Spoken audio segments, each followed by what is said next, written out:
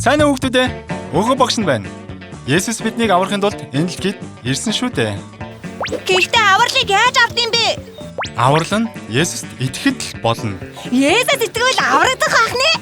Аврал авсан хүмүүсийн хамгийн том ивэл бол мөнхийн ус тэднийх болдог юм. Мөнхийн усаа. Бид одоо хүртэл суурсан Бурхны усыг хэлж байгаа. Өнөөдөр Бурхны ус болон мөнхийн усын талаар ярьж өгье.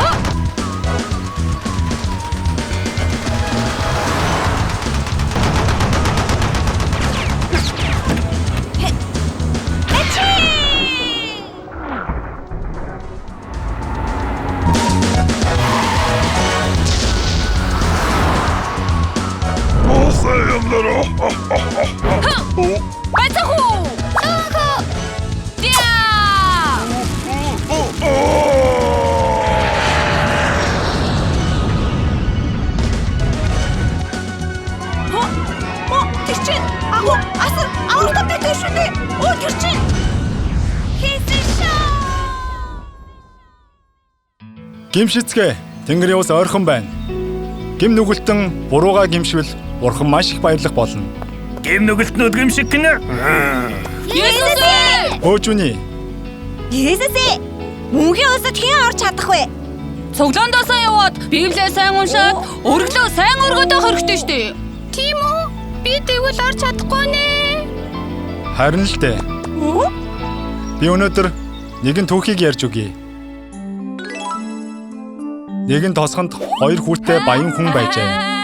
Том хүн шудраг аавынхаа үгэнд сайн ордог. Харин баг хүн жоохон сахалахгүй байжээ. Нэг өдөр баг хүн аавдаа ингэж хэлжээ. Аава, би тустай амьдралаа. Надад оногдох өв хөрөнгө байгаа биз дээ. Тэрийг бүгдийг нь өгнө. Аав нь хүүгээ ганцаараа амьдарч чадахгүй гэдгийг мэдэж байсан ч өв хөрөнгөө өгчээ. Тийм ээ. Баг хүн хол очин бүх мөнгөө үрчжээ. Одоо гойлагчин хөөхгүй. Гойлагчин болсон баг хүү ингэж боджээ. Ингэж амьдарч байснаас аавынхаа гэрт очиж боломж болтгой болъё доо. Баг хүн гэрлүүгээ буцан иржээ.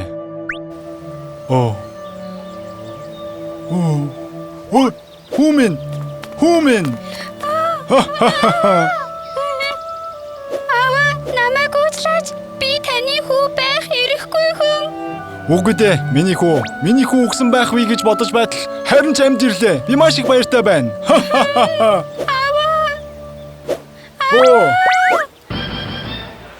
Аав нь баг хүүгээ ирснийг тохиолдуулж том найр хийжээ.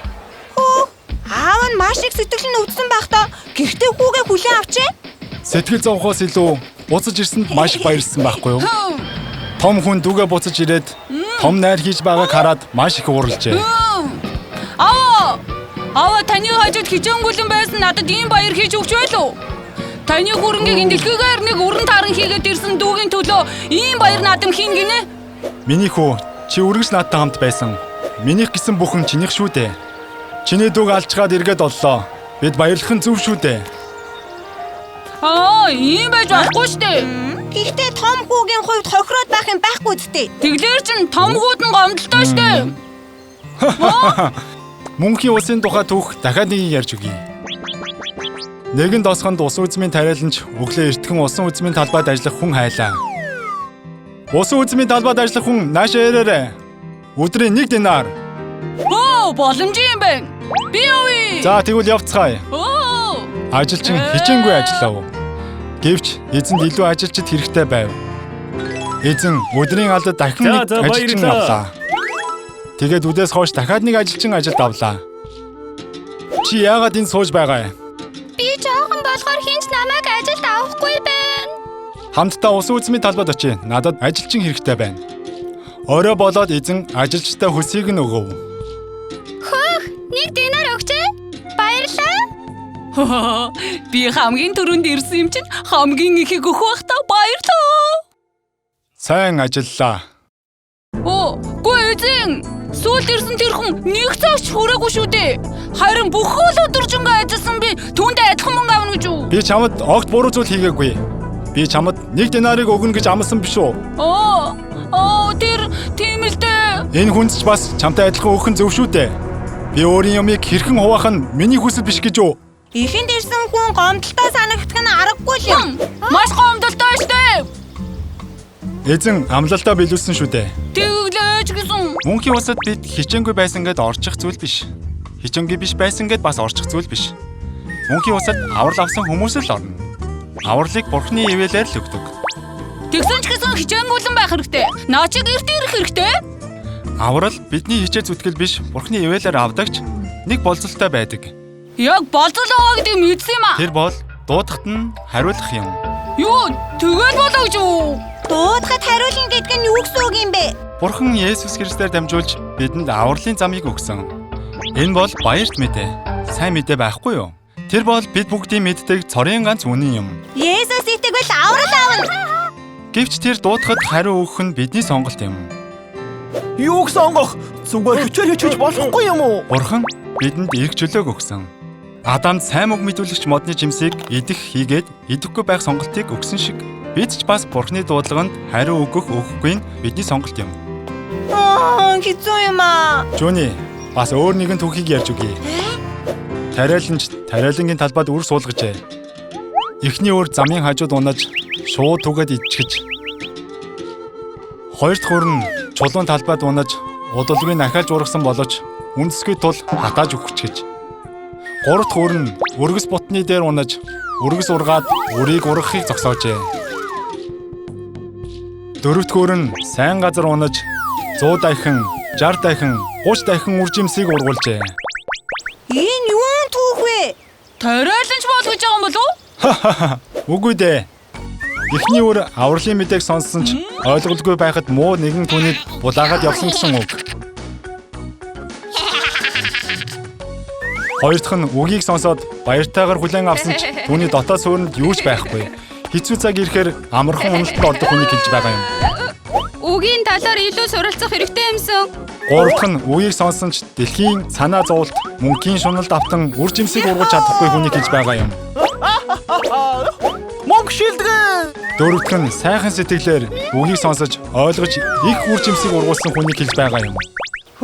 Ямар мундаг юм бэ? Тийм ээ. Мөнхийн улс нь авралын сайн мэдээг сонсоод хүлээн авсан хүнийх юм. Бас хэн нэгэн өдөр болгон өнгөрч явдаг замын хажуудах тариан талбайд эрдэнэс байгааг олдог. Эндээс асуулт. Та нар ийм байдалд орвол яах вэ? Онлын үднээс тариан талбайд эрдэнэс байна гэдэг боломжгүй юм.